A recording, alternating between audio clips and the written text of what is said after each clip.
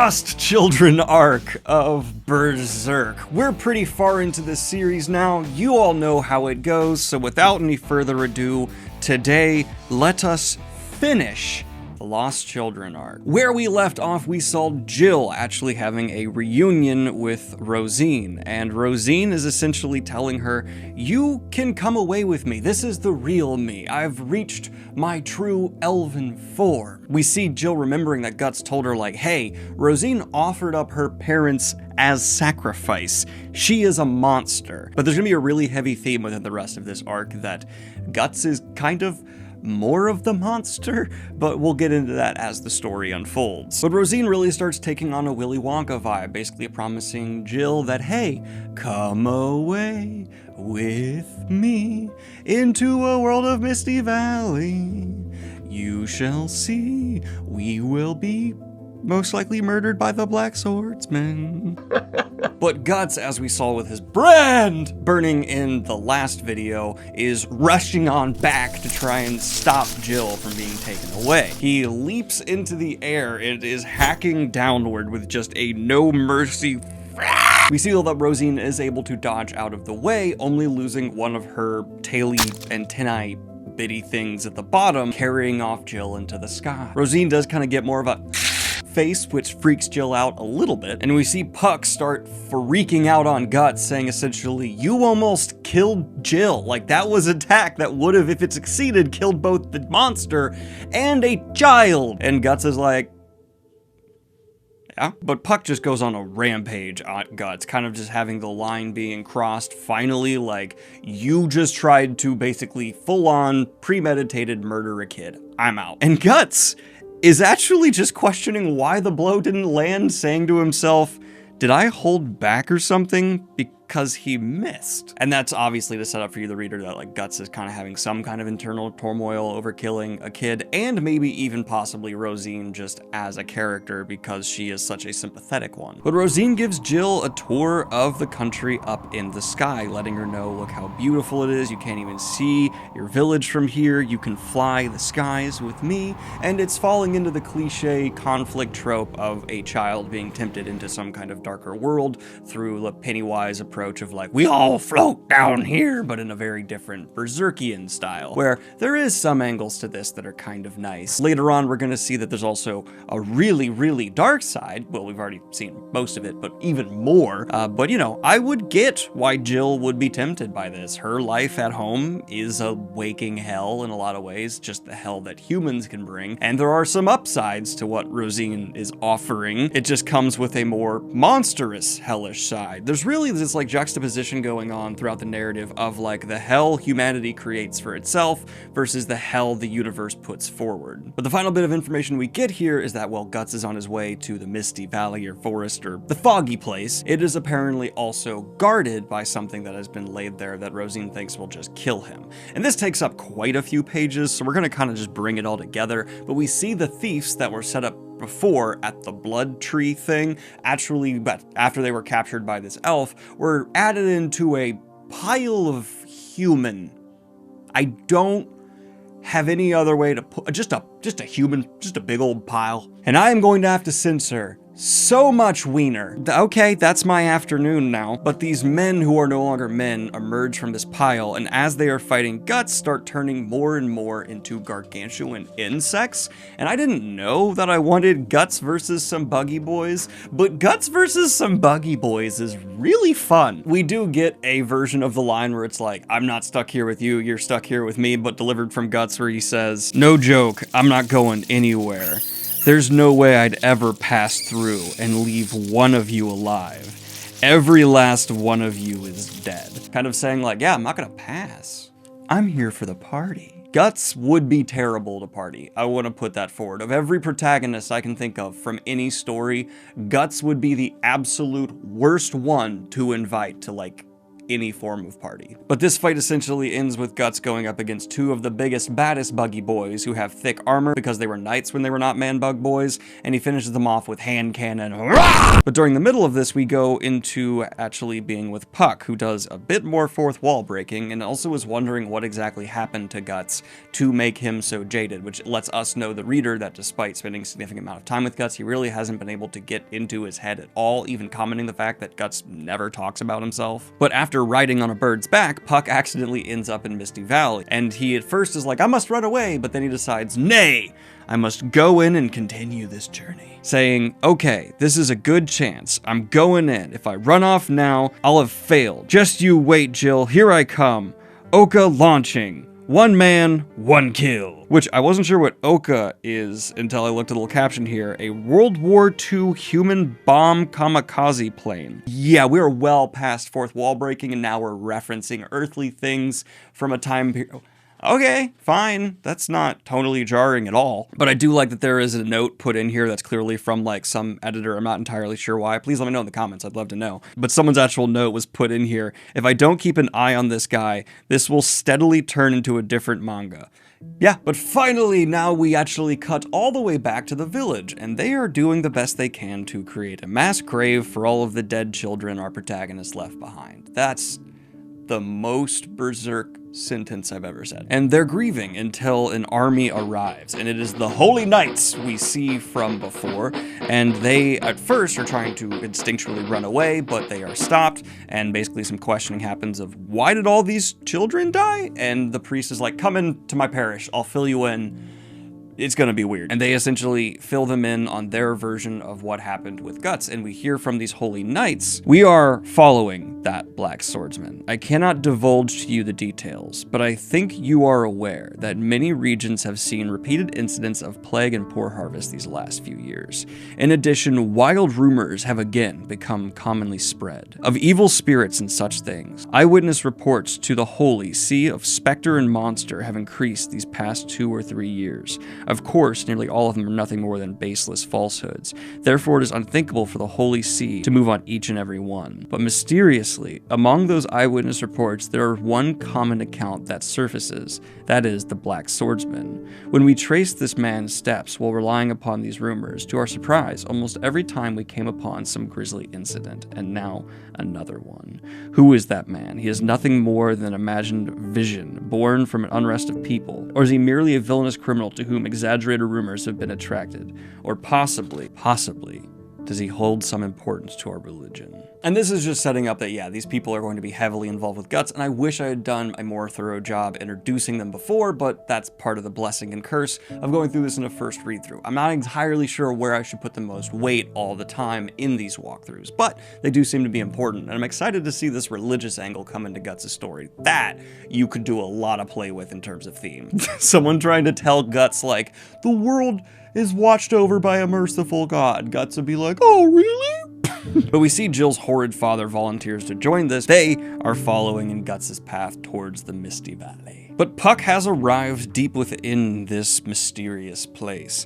And instead of having like an immediately terrible reaction, instead he's just like hanging out like, hey, this is not bad. He even sees some of the little elves playing and is tempted to join them. And at first he's like, okay, that's dangerous. I'm gonna do it though. And he goes and tries to join in their play.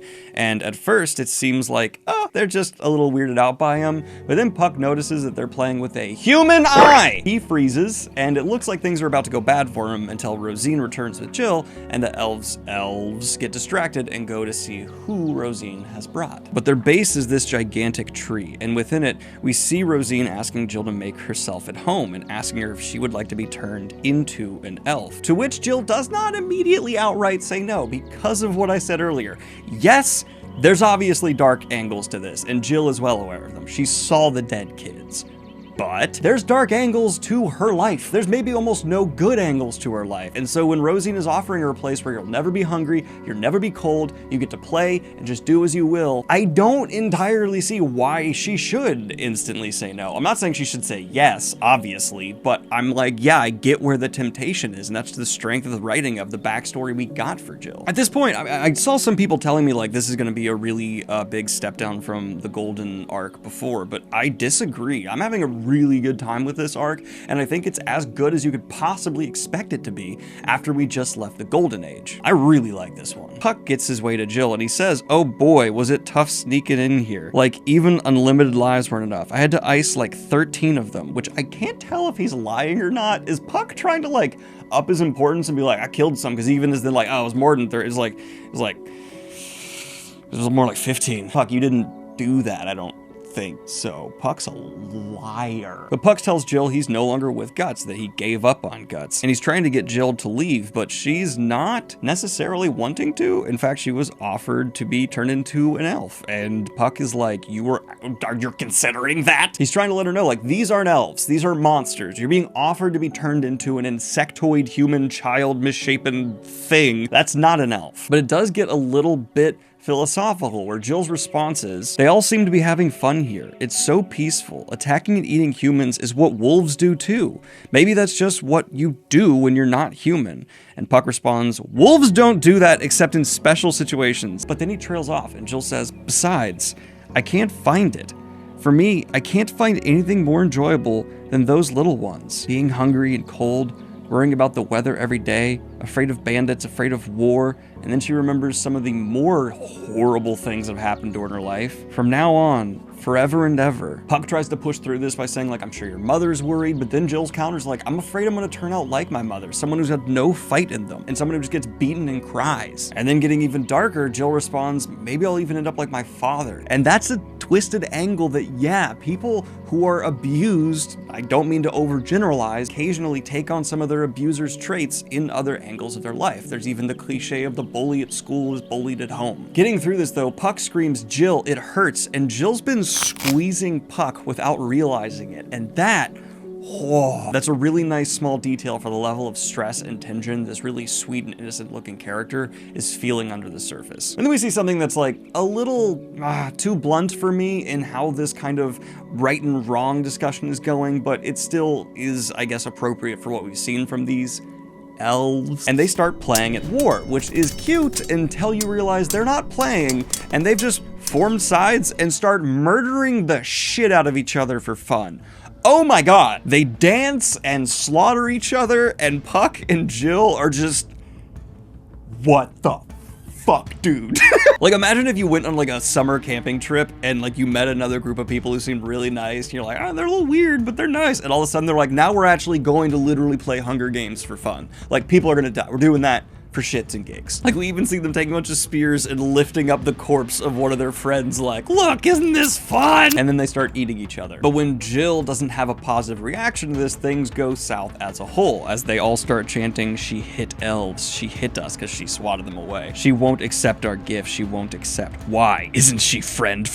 Isn't she?" And this is just why is Berserk actually making tiny little insects terrifying? I'm so afraid of these things. Good God. I am more afraid of these things than I was of Wild. And Puck's like, "We better go. The mood's horrible here. We need to get out." And Jill and him run, and the elves are all saying, she ran, the human child ran." Fuck that, dude. Imagine seeing like 8 insects that are tiny humans all just looking at you like, "Why aren't you enjoying us?" Army of Darkness, anyone? But after a good amount of running, Jill and Puck end up underneath a bunch of sacks. And at first Puck's like, "Oh, fruit." No, not fruit. He pokes one and there's a body in it. It splits open and we see that these are cocoons for the elves. And Rosine is here, and she kind of explains this. "These are the emergence grounds where human children are reborn as elves." And there's definitely a framing and showcasing of her now where she's like, she asks Jill why she ran, and Jill says like they were murdering each other. But Rosine responds, "It's all right. There are new friends soon enough. The fun thing is that we're only playing human. Yet Jill, the humans hate it so much. You say you don't like playing war, but if you go home now, there might be a real human war waiting for you in the future. And that's not all. Hunger, cold, beatings. Human villages are full of bad things for human children." Which, like, yeah. You're still murdering each other for fun, though. "Everything is right here. If you become an elf, everything you have ever imagined, even the sky, it's okay. I'll make you an extra special elf. Strong, pretty. No one will be able to hurt you. Don't be scared. You just sleep for a bit. You'll have sweet dreams inside the cocoon. Dreams of flying in the sky.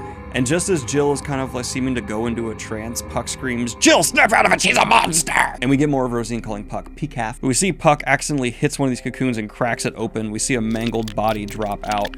And yeah, that kind of puts a whole kibosh on the, it's okay to become one of these. That's horrifying and awful. It's a melted person. But just then in the distance, there's smoke and fire. And they see Guts, who fought his way through the Guardians, has arrived. And he is lighting all the cocoons on fire, which aggressive, but also I've seen aliens, so good move. Immediately, Rosine sends a swarm at Guts, and he just starts fly swatting left and right. He's got the drill down.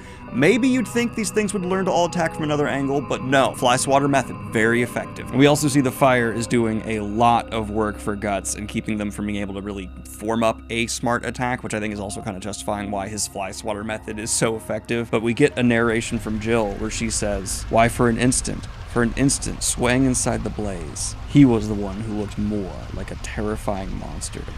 Because yeah, it's this burning man standing in a fire, surrounded by burning child bodies and sacks, grinning. That's the biggest monster in the room. I will give you that. But I couldn't stop reading at this point. I can't believe the deluxe issue kind of stopped there. So we're cracking open 6. But 6 actually begins with us seeing the holy people marching on through the woods and having a bit of a difficult time. They begin dismounting because their horses just aren't safe here anymore. They come across the massacred army of Guardians that Guts recently made his way through. And they've all reverted back to human form, which is really bad for Guts in terms of how things look. People say like, oh, the Black Swordsman must have a small army with him, but nope. They see that all these strikes were done from Guts's big-ass weapon, and one of them even deduces this must be from the Hawk, and they're cut off, because you don't bring up that name, apparently, for these people without it being like Voldemort-y. But we do get the lead woman of this group saying, "Black Swordsman, no, Hawk of Darkness, I swear I will catch you personally. I swear on my faith." Because, you know, they really think Guts is responsible for all this. Which he's responsible for 37% of it. That is Guts' responsibility here, I'd say. I think that's fair. I'm not even saying he's responsible for most of it. But cutting back to him massacring children in bug form, we see him making his way closer and closer to Rosine through the fire, and finally he gets an all-directional attack on each side. And then in an insane move, he just leaps into the fire as they're covering and eating his body, making all the ones attacking him burn up. But then to put himself out after he's burning, he just cracks open one of the sacks above him, which does extinguish the flame in a super intelligent move. I'm gonna give him that. It was really smart to light yourself on fire and slice open the sack of melted child to put yourself out. I was really... So Guts, then covered in sacky fetusy child juice, is then facing off with Rosine, like, what else you got? And oh, fuck! Rosine's in disbelief and says, "Are you really human? What the hell are you?" And Jill, looking at Guts, thinks to herself, "A forest ghost. Those were the words that went through my mind when I first saw him, lit by the lightning flash. But he, the man in front of me right now, is nothing so gentle as that." Rosine thinks to herself, it's all gone, everything's burned up, and we see, as many of these monsters do, she takes on like more of her real final form. "My elves, my land, before long all of it will burn in these flames. It can't be stopped now." So I just want to really quickly add to Guts' list of crimes, forest fire, arson? "I don't need them," Rosine declares. "Not anymore. I have wings, I can fly anywhere, to some new place. I'll make a new paradise, so I don't need anything anymore. Just as long as I have Jill. However, you alone have to pay."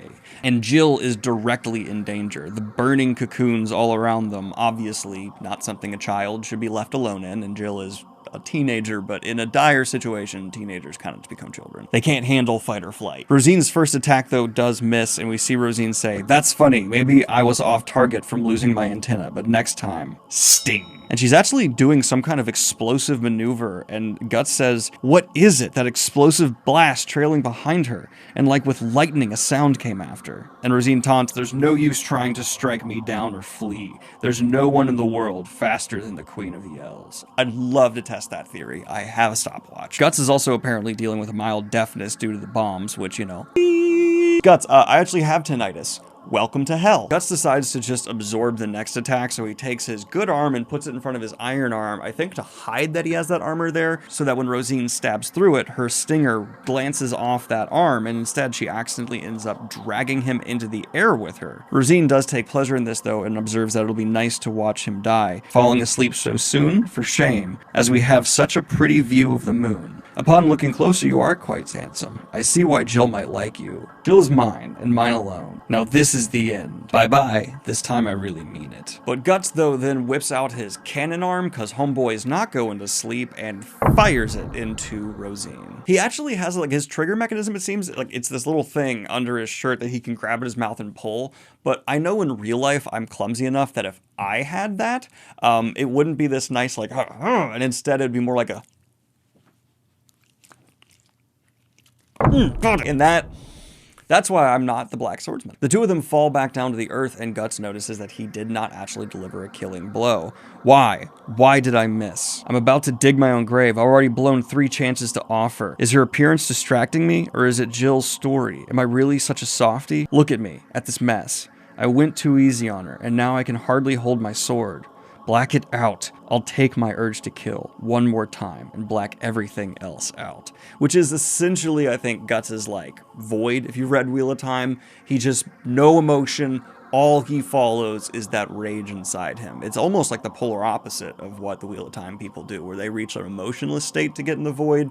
Guts' void is anger. We cut to Jill and Puck once again though, and we see that Jill is kind of frozen, unwilling to run, also unsure what to do with the situation she's in, hence why they can't deal with fight or flight. We see Rosine's actually the one who jumps in after she's unable to locate Guts after their fight, after falling from the sky, and stops a flaming branch from falling on Jill. Guts, though, was in waiting. He was about to let the flaming branch fall on Jill because he wanted to see if he could have an opportunity to get the jump on Rosine when she inevitably saved her friend. Guts, you're just such a swell fella. So easy to like and support. Fucking awesome. And he does take advantage of this opportunity and rams his sword through Rosine and almost hits Jill. This does make one of the sacks from above explode and douse Jill in cool fluid that I won't get into what it is, but it's helping, I imagine, the flame not burn as much, so that's nice. Puck observes what Guts did, saying he knew Rosine would come and save Jill. He kept quiet and watched fire engulf her, hidden himself behind a curtain of flame. We then get the inevitable beat whenever one of these super beings attacks Guts, where they observe he's just way better than any human should be, and I always like when that happens, because yeah, I know it's like a cliche of Berserk at this point, but it's always fun to see these like opponents who are just so used to slaughtering men have this moment where they're like, he's really tough. But this ends with Rosine screaming, a human must never be allowed to cause pain to an elf. And we start getting flashes into her childhood. And we do get the actual revealing of how Rosine came into the form she is. After Guts delivers a hell of a blow to her and we see Rosine and Guts be separated once again, the flashback shows us that Rosine sat alone in a field in the Misty Valley for days until her parents finally found her. And immediately her father was extremely abusive to her and her mother. In fact, he was so abusive that Rosine is now bleeding onto the behelit she carried, and that is when she made the deal to trade her parents. Obviously coming full circle with the reflection of Jill's story and the moral gray shiftiness that Guts is currently operating in. Because Rosine, well, obviously in the state she's in, being a very bad thing for the world to exist, how she got there makes her incredibly sympathetic, and you understand it's a child who was just trying to find escape from the evil humanity had made her home. She has a really somber beat under the night sky in a field with Jill where she essentially tells her what happened, and Rosine declares that she's not really an elf and the world she's created is a lie, and elves were never real and the story she believed in was foolish. It just really hurts to watch this creature that was once this sympathetic child have its own dream and fake little paradise world it built around itself melt away. And I think it's a very intentional choice to have this sympathetic of a villain so close to Griffith in the narrative, who was the polar opposite, in my opinion at least. And it's a conclusion of that trope I mentioned earlier of having the child be taken away to a promised dream world that I haven't seen before and just cuts deep. I love this arc. But giving her something, Jill puts forward Puck and goes, no, elves are real. And Puck tells her at one point in time, my people did live in this valley. I feel it. They were once here. And that is beautiful. There is a really beautiful, just like, you see the child that once Rosine was comes through the monster she is now and has that bit of catharsis in this moment. And this conclusion is stunning. But then setting up a magnificent parallel, the art itself is framed in a way where Guts is bursting through this peaceful moment, on fire, soaked in blood, a beast of rage, framed in a way where he looks more monstrous than Rosine ever did. We see Guts is dragging his blood-soaked blade through the grass, coming to the wounded Rosine to deliver a finishing blow. Jill begs him to stop, saying that Rosine can't even move, screaming, "Why do you hate her so much? Why?" We, the reader, know, because, yeah, but without that exact knowledge, you know Jill's in the right, like, she absolutely is, despite what she's defending being wrong. Oh, I feel the conflict here so well. It's Puck even attacks Guts, saying, "You'll pay for that, Guts. I call upon the goddess of mercy." And just before Guts can swing his sword down, a crossbow bolt slams into his stomach. We see that Jill's father and the army of holy knights has arrived, and Jill's father is the one who shot Guts. Guts is then hit with another arrow before he flees from the attacking soldiers. Jill's father is immediately slimy, trying to continue and go off after Guts because he wants the glory, but one of the commanders within the holy tells him, "No, you did something good, but stay with your daughter." And Jill's father hates that, and it's really gross in this moment to see him given credit for what he's done and then forced to do the right thing, but be terrible while he's doing it because he tells Jill, like, just come home. The daughter he just saw kidnapped, he's like, "I don't care about you, just come on." Ugh, doesn't even take a beat to check on her. And that just makes what happened to Rosine, like, all the more, like, I don't hate her, I kind of hate Guts, despite Guts being in the right for what he's doing because this thing is killing children. Rosine then stands, and before Jill's father can kill her, flies off into the sky and says, "I have to go. Must go home now. The sun's gone down, and the moon's already so high. If I don't hurry home, Mom and Dad will be worried. I'm so hungry. Wonder what's for dinner tonight." On top of a small hill between the village, where he no longer knew a single person, and the elf forest where no human was allowed to live, Peacalf the outcast cried and cried, his red eyes swollen even redder. I might cry. I might cry. I might cry. I didn't when I first read it, but on the second read through for the recording, like, it's hitting me more than it did the first time. Reading everything in Berserk twice to make these videos has kind of been a gift. Jill refuses to go with her father and actually just runs away from him, Puck going with her. Jill says, "I just can't. I can't leave things this way." And Puck agrees to help Jill find Guts. We see the Holy Knights have given up on their pursuit of Guts because it's just too difficult to find him in the fog, but because of Puck, Jill is able to find him. And she asks, "Are you going away?" And Guts answers, "Are you an idiot? Why are you still following me after all that crap? It's like I told you. You're lucky to still be alive. You almost died plenty. Your old friend was killed, and now you're soaked in bloody sludge. Keep hanging around, I promise. You'll see more of the same. Now get lost. Take me with you. I won't slow you down, so take me. Somewhere far away. Somewhere that isn't here. I don't care where, as long as it isn't here. I don't care." And we get one of my favorite moments for Guts as he gives an incredible beat of mercy. Look, take a good look around us. A good, hard look at the shadows, at the darkness around me. And then we see, as it is nighttime, a horde of weak spirits coming for Guts that Jill sees. "You said somewhere that's not here. This is that somewhere, the verge of our world.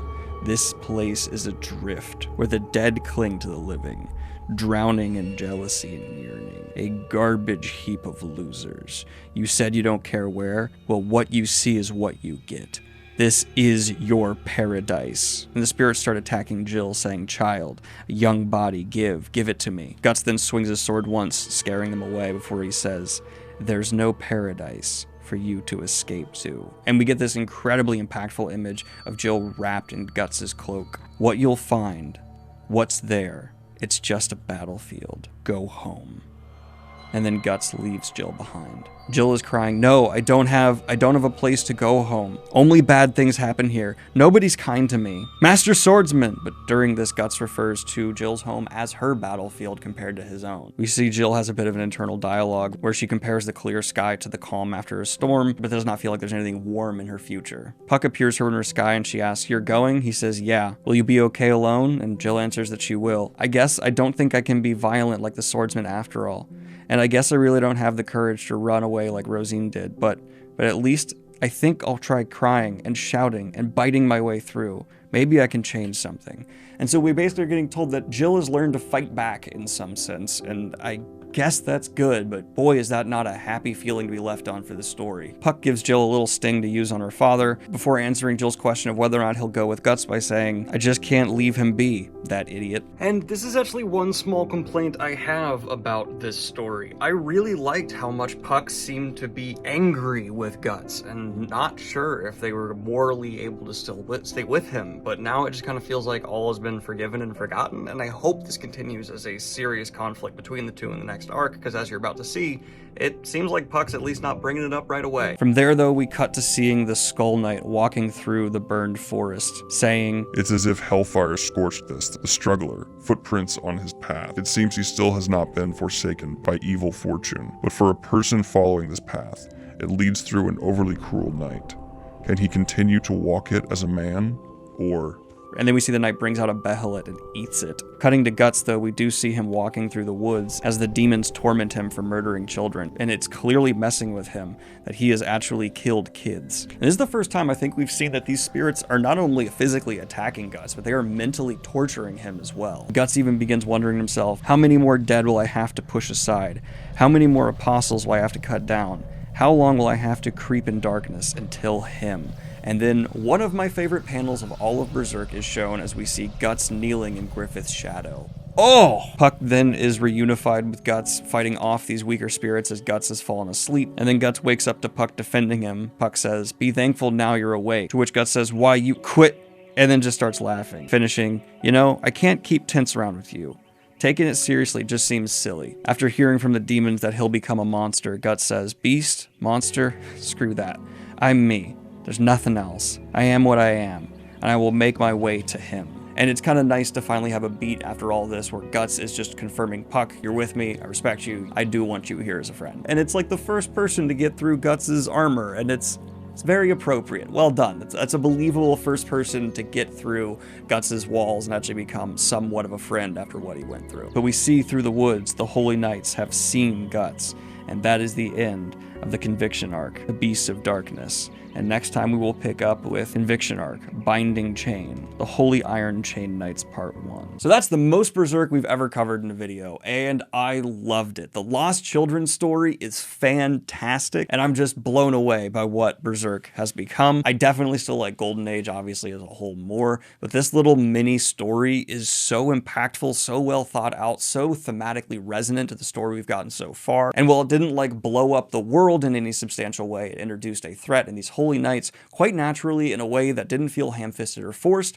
to make me really enticed to see how this religious angle is going to play off Guts in the future. This is going to get a solid 8.5 to 9 for me as a whole. I did have some complaints here and there in terms of structure and beats of the story just not being as full as I wanted them to, but as a whole this has done a just stupendous job of making me feel conflicted over my deep love and care for Guts, but also understanding like every single choice he's making while seeing how to the people around him it's often unfair or they don't have the full context, and so he truly does just feel like a villain. And Guts is taking things to a point and acting in a way where he can be seen as just a villain. He has directly swung his sword not only at reanimated monster children, but an actual child who he knew, fully intending, at least on the conscious level, maybe not subconsciously, to kill them and another monster. Holy crap. I cannot wait to pick this up next week, and I recently bought the 11th Deluxe Edition, and we are officially well over halfway to that. Woo! We are getting done with Berserk, baby. Like and subscribe if you have not already, and hit the Patreon if you want to support what I do here. Have a good one, y'all. Peace.